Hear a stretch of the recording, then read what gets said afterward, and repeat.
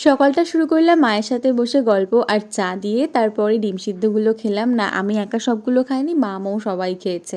দেন করলাম breakfast, left over biryani আর ইলিশ মাছ ভাজা দিয়ে ভাত। তারপর বসে এই বইটা পড়ছিলাম আর গল্পটা ভীষণই ভালো, তো আমি কিছুটা অংশ পড়েছি। আর যে কদিন বাড়িতে আছি মোটামুটি আমার বইটা শেষ করার ইচ্ছা রয়েছে।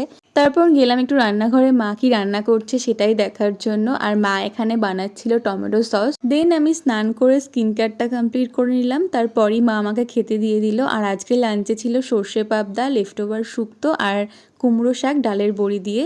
তারপরই এই ফলগুলো খেলাম, মা কেটে দিয়েছিল। আর ফলগুলো খেতে খেতে মায়ের সাথে বসে একটু গল্প করে নিলাম, একটু রেস্টও নেওয়া হলো।